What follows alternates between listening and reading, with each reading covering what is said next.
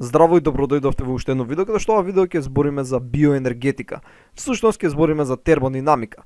Но термодинамиката нормално е многу голема тема и ние само ќе разгледаме некои клучни концепти кои ќе ни помогнат подобро да ја разбереме ензимологијата, односно понатаму подобро да разбереме како всушност функционираат ензимите. Во ред?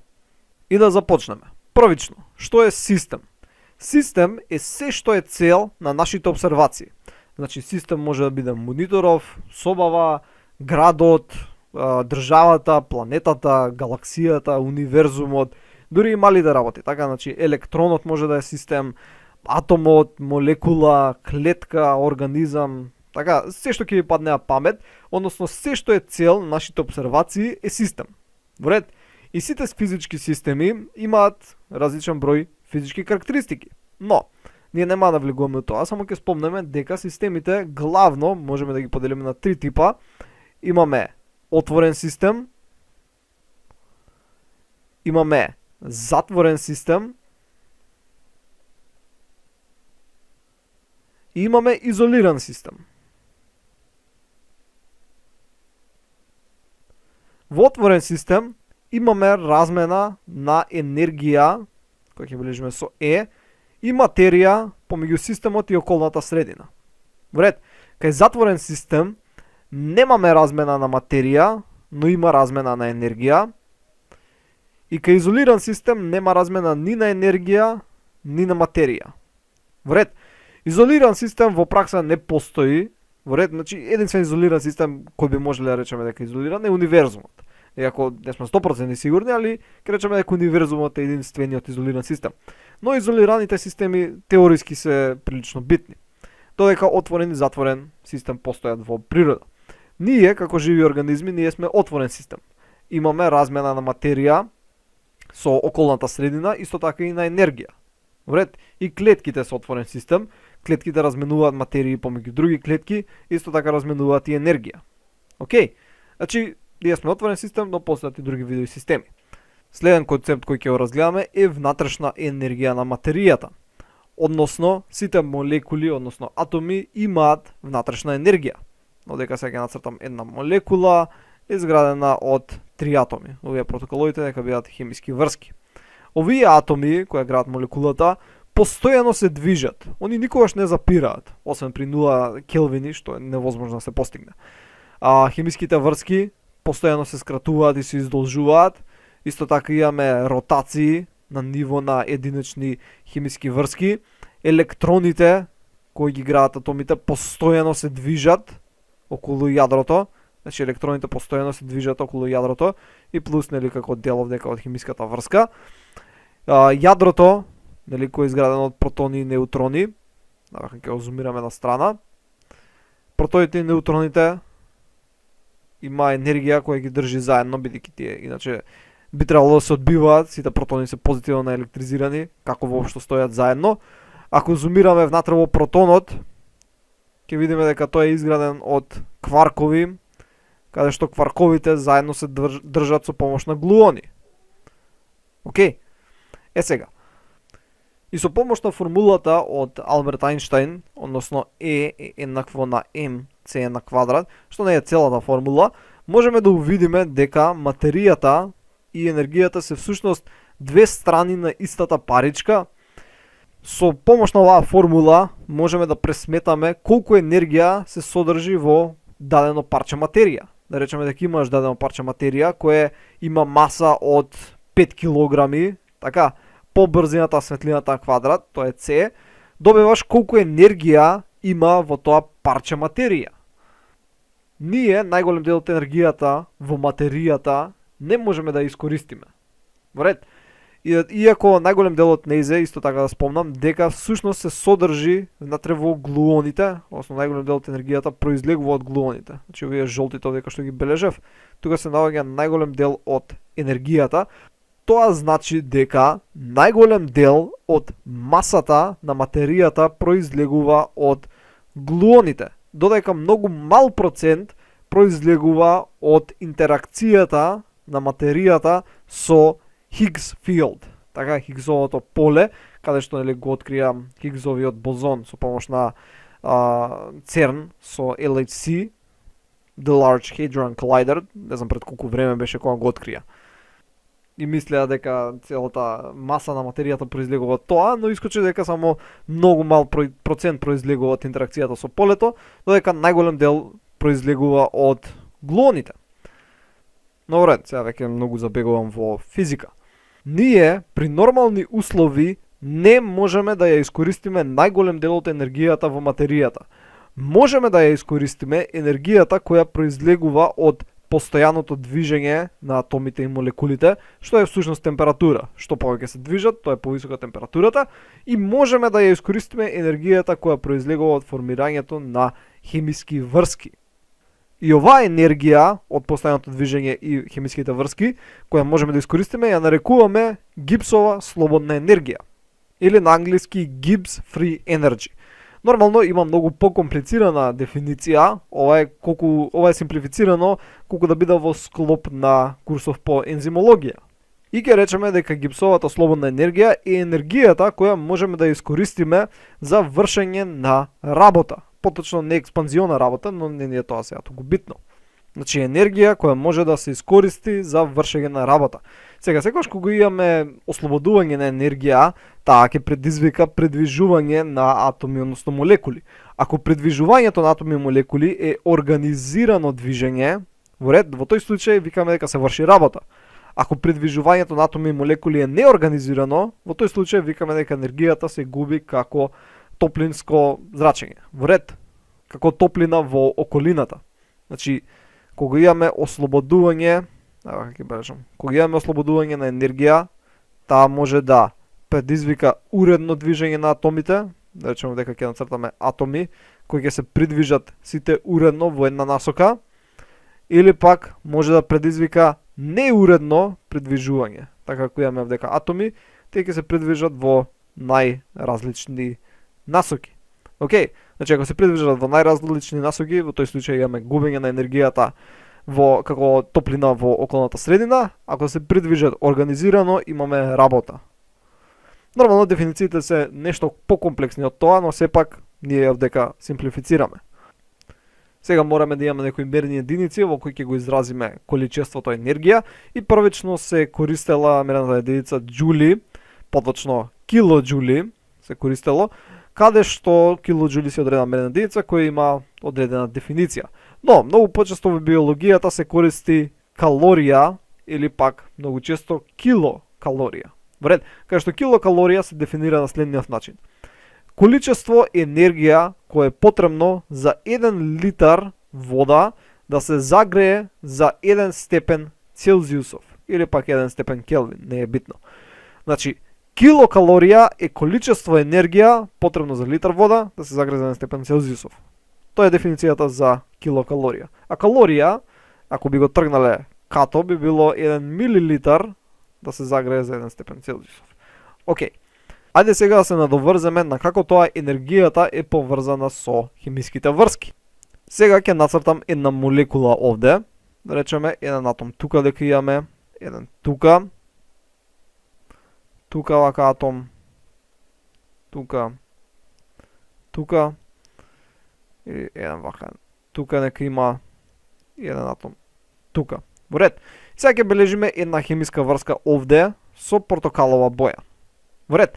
Да речеме дека за оваа хемиска врска со портокалова боја што бележев е потребно 50 килоџули енергија за да остане. Во ред. Значи за да се одржи оваа хемиска врска потребно е 50 килоџули енергија. Портокаловата. Сега ќе ја нацртам молекулава на некој си друг начин. Во ред. Значи ќе ја нацртам овие овде вака исто. Само што овде сега ќе биде на следниот начин.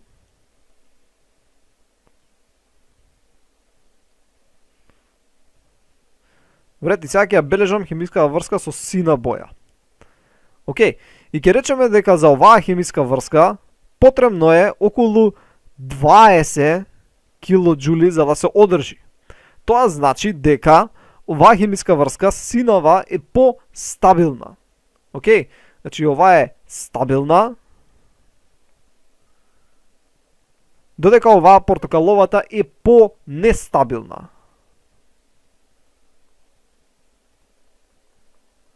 Но некој сега ќе праша зошто оваа да е потребно 50 килоџули, а оваа 20 килоџули. Еден од одговорите може би бил дека овие два атома се многу близу еден до друг, така што се одбиваат еден од друг. Може би се одбиваат и овие два атома. Поради тоа, врската за да се одржи овдека овој дел, треба да биде многу поенергетска.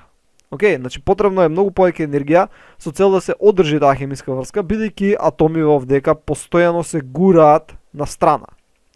Во ред, значи тоа би било едно објаснување.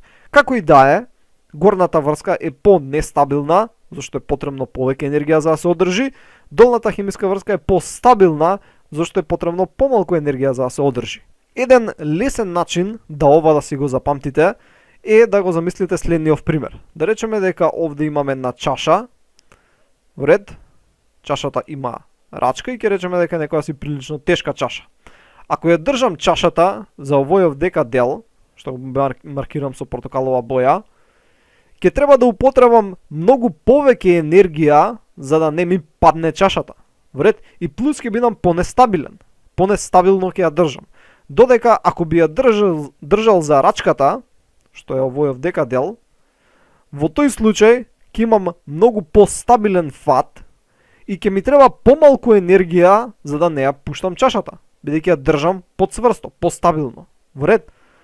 Значи ако ја држам кај портокаловиот дел, ќе ми треба повеќе сила за да ја задржам, ако ја држам кај синиот дел, ќе ми треба помалце сила за да ја задржам. Во ред. Сега, едно прашање. Кај која врска би требало да употребам повеќе енергија со цел да ја раскинам? Значи, каде треба да донесам повеќе енергија со цел да ја раскинам таа хемиска врска? И одговорот е кај стабилната. Кај стабилната треба да донесам поголемо количество енергија со цел да ја прекинам таа хемиска врска. Повторно, ако се навратиме десно на примерот, ако ја држам чашата за рачката, во тој случај треба да доведе некој повеќе енергија за да ми ја турне чашата. Во ред, за да ја испуштам. Додека ако би ја држал овдека на портокаловиот дел, во тој случај некој со помалце енергија, така само нека да ми ја перне чашата, може да ми падне од рака. Во ред, значи тоа е основната аналогија по која можете да одите, со цел полесно да го запамтите ова. Значи ако е постабилна хемиската врска, потребно е повеќе енергија за да таа се раскине, додека ако е по-нестабилна, потребно е помалце енергија за таа да се раскине, односно да се прекине. Во ред, значи тоа се некои основни концепти. И сите молекули пробуваат да поминат од по-нестабилна конформација во по-стабилна конформација. Но тоа не може да се случи така едноставно. Во ред, значи потребно е нешто што се нарекува енергија на активација, односно тоа е енергија потребна за да се раскине овдека хемиската врска и плюс да се реориентира молекулата на правилен начин. Односно, овдека ова би требало да се реориентира на следниот начин. Овој дел би требало да дојде овде. Така, значи го гледате долниот пример, каде што хемиска врска потребно е 20 килоџули, гледате дека е оваа молекула. Тоа значи дека треба да се скине првично хемиска врска, па да се реориентира молекулата на тој начин што ќе овозможи добивање на постабилна конформација. И како што реков, енергијата потребна за се тоа да се случи се нарекува енергија на активација. Така, значи енергија на активација. За да се скине хемиската врска и да се постави на соодветен начин за да се формира нова постабилна конформација. И тоа би било еквивалентно на да ја преместам раката од овде, да го фатам овде, да фатам овде чашата, така, на постабилно место. За тоа да го направам, морам да свртам чашата со другата рака, односно треба да доведам енергија. Во ред, значи не можам само да фрлам чашата и да фатам од другата страна. И ова ако би го представиле на график, би изгледало на следниот начин. Значи ќе имаме една оска, уште една, каде што Y оската ќе стои тука енергија, поточно Gibbs Free Energy, значи G, додека на X оската ќе имаме време. И ќе речеме дека овде имаме некоја молекула која е високо енергетска и нестабилна. Вредно, значи оваа овдека молекула е високо енергетска и нестабилна. И она сака да премине во некоја конформација која е пониско енергетска, така значи ниско енергетска, но стабилна. И патот од високо енергетска нестабилна до ниско енергетска стабилна не е линеарен. Така значи не е вака патот. Него изгледа налик вака. Значи, имаме вака, оп, и опаѓа до тука. И ова брдо е всушност тоа што се нарекува енергија на активација. Значи ова овдека брдо, така, што го бележам овде, е всушност енергија на активација. И сега ќе употребиме некои бројки со цел ова да биде на некој си начин појасно. Ке речеме дека првично соединение има енергија 50, не е битна мерната единица, само ќе речеме вредност 50, и сега да стигне до ниско енергетска стабилна молекула која има енергија 20. Во ред, со цел тоа да се случи, потребно беше да се надмине енергетско брдо. При тоа, за тоа да се случи, мораме да вложиме енергија со количество 40, така ќе речеме плюс 40. Значи треба да доведеме 40 со цел да се надмине енергетското брдо, стигаме до една транзитна преодна состојба, ќе збориме податому за тоа, каде што ќе се спушти податому спонтано до 20. И при тоа ќе се ослободат овие 40 кои сме ги вложиле, и плюс ќе се ослободат дополнителни 30. Така значи минус 30.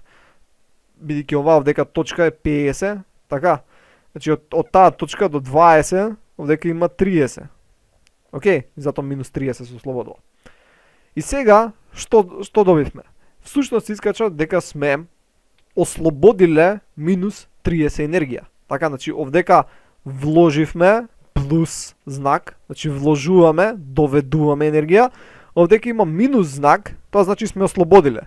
40 со 40 ќе се скрати, така, тоа значи дека само 30 енергија сме ослободиле. Значи ослободена. Значи при оваа хемиска реакција ослободивме 30 енергија. Да видиме сега што се случува ако употребиме ензим. Ако употребиме ензим, кривата ќе изгледа на следниот начин. Значи овдека енергетско брдо ќе биде многу помало. Во ред, но крајната позиција ќе биде иста. Односно, сега, за да се надмине енергетско брдо, енергијата за активација која ќе биде потребна е можеби, сега ќе лупнам некоја бројка, 10. Така, или ќе речеме 15. Во ред, и при тоа ќе се ослободи после 15, така значи плюс 15 и минус 15, и тоа надоле повторно ќе биде минус 30 што ќе се ослободи. Така зашто плюс 15 и минус 15 само до оваа овдека точка. Под тоа пак ќе би си биде минус 30. Односно, вкупната ослободена енергија ќе биде иста, само што енергијата која треба да доведеме со цел да започне процесот ќе биде помала. Кога немавме ензим, беше потребно да доведеме 40 енергија, сега кога има ензим, потребно е да доведеме 15 енергија, што е многу помалку. Но во вистински случај, ензимите го намалуваат многу кратно. Значи, ќе биде потребно да се донесе 0,0000015 енергија, пример. Но, за да симплифицираме, ставив 15. Значи, тоа прават ензимите. Понатаму ќе разгледаме како ова го постигнуваат, како ја намалуваат енергијата на активација, но тоа е главната идеја позади ензимите. Ензимите овозможуваат реакции да се случат побрзо, поради тоа што ја намалуваат енергијата на активација. Тоа е краткиот одговор. А во понатамошни видеа ќе видиме како они тоа го постигнуваат. Сега овде е едно прашање. Дали оваа хемиска реакција ќе се случеше ако воопшто не доведовме енергија? И одговорот е да, ќе се случеше. Сега некој ќе рече како ќе се случи ако не доведеме енергија? Морате да запамтите дека молекулите постојано се движат. Значи тоа е температура. Они постојано се движат. Чим има каква било температура, која не е апсолутна нула, која не може да се постигне, постои шанса дека ова ќе се случи. Бидејќи молекулава постојано се движи лево десно, лево десно. Секој атом од молекулата постојано се движи лево десно. Секоја хемиска врска од молекулата постојано се собира и се издолжува. Така што ако дозволиш оваа молекула да постои некаде доволно долго време, да речеме милион години, така, таа хемиска врска ќе се раскине, некогаш ќе се потрефи да се реаранжира на соодветен начин и ќе се впостави ново постабилно соединение. Тоа значи дека енергијата на активација можеме индиректно да гледаме како предзнак за со колкава брзина ќе се одвива реакцијата. Значи, што е поголема, не знам веќе со која боја да бележам, што е поголема енергијата на активација, тоа е еднакво на по-спора реакција. Океј, значи што е пониска енергијата на активација, тоа е еднакво на побрза реакција. Значи ензимот толку многу ја снижува енергијата на активација, така што и собната температура, значи температура 25 степени, е доволно енергија за да се случи реакцијата. Повторувам. Енергијата на активација ќе биде толку многу намалена, така што енергијата од самата соба, така колку што е температурата на собата, ќе биде доволна за да се постигне, така да се случи реакцијата. Океј. Ензимот не додава енергија, ензимот не носи енергија, ензимот само намалува енергија на активација, што возможува реакцијата да се случи и при собна температура за нормален временски период, така не збориме за милион години, него за неколку минути. И ова сега ќе го доразглобиме со некој вред. Сега ќе разгледаме два графика, каде што првиот е исти како тој претходно што го разгледавме, односно имаме високоенергетско ниско стабилно соединение, кое преминува во нискоенергетско по-стабилно соединение. И при тоа имаме, како што гледаме, намалување на Г. Односно, промената на Г, односно делта Г, е негативна. Вред, кога имаме негативен предзнак, тоа значи дека процесот е екзотермен. Ослободува топлина во околната средина. Иако не мора да биде само во вид на топлина и не мора секогаш да гласи како екзотермен, постати други називи, но ние ќе се задржиме на овој. И кога имаме негативен предзнак и е екзотермен процесот, таа хемиска реакција, тој процес е спонтан. Во ред, додека ако го имаме спротивниот случај, каде што всушност имаме нискоенергетско, стабилно, кое преминува во високоенергетско, понестабилно, при тоа е ендотермен процес за кој е потребна енергија.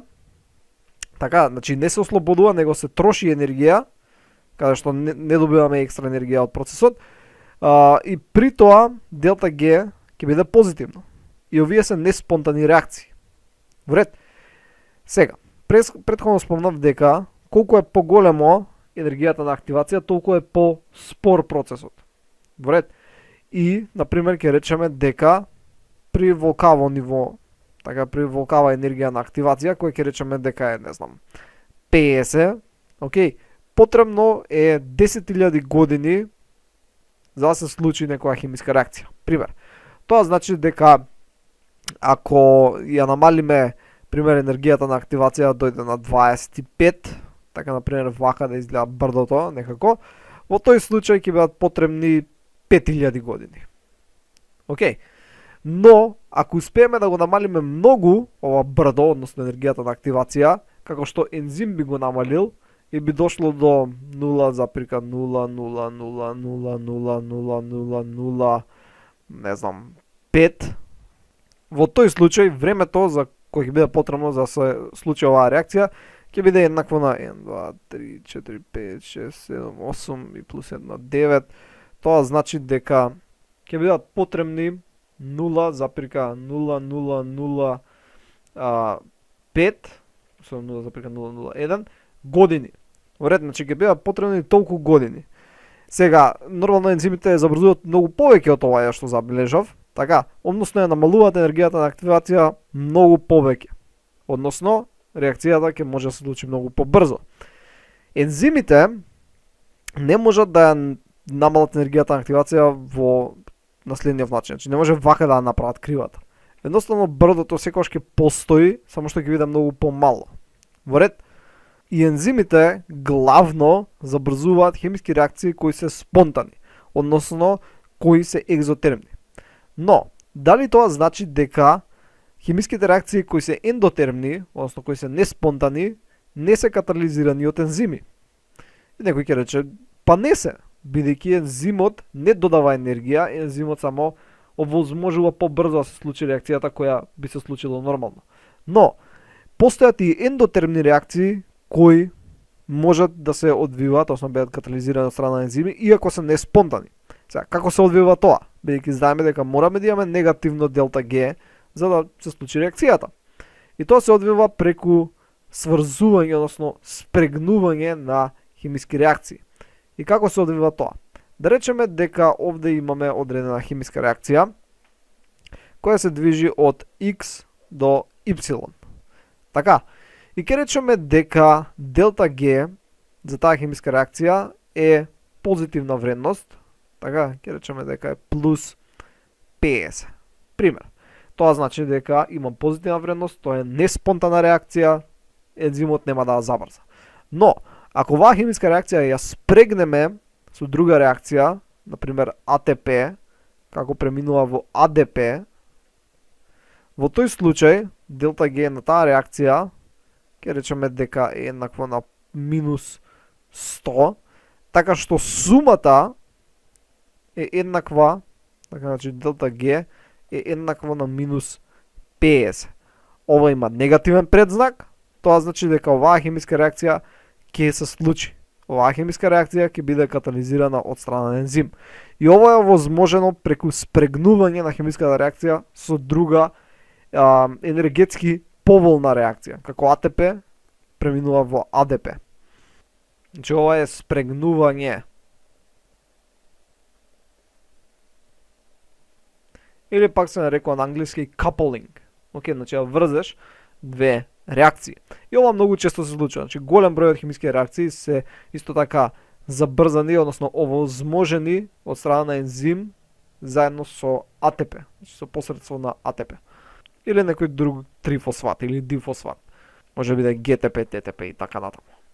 И овде имаме еден мал проблем, не е проблем, но може да изгледа така на прв поглед, а тоа е дека за самото создавање на АТП потребно е енергија. Односно, процесот, ќе обележам, АДП до АТП е со позитивен предзнак, односно, ќе бележиме дека делта Г за тој процес ќе речеме дека е плюс 100. Океј, во тој случај, што се искористува тука? Дали се искористува АТП кој преминува во АДП? За да се добие таа енергија, ама тоа е сосема нелогично, ќе вртиш еден круг и при тоа нема добро искористување, така што всушност ќе бидеш во минус, ќе изгубиш енергија. Одговорот е дека се користат химиски реакции од деградација на различни органски продукти кои ги има во храната која ги јадеме, кои што се енергетски поволни, така што тие овозможуваат енергија со цел ова да се случи. Нормално тоа иде преку низа реакции, деградации, па имаме електрони, имаме редукциони фактори, имаме синџирана респирација и така натаму, но ако многу би симплифицирале, би рекле дека X оди до Y, каде што тоа е енергетски поволно, речеме дека делта Г е еднакво на минус 110, пример, така што сумата, сумарното е дека делта Г е еднакво на минус 10, така што ова ќе се случи.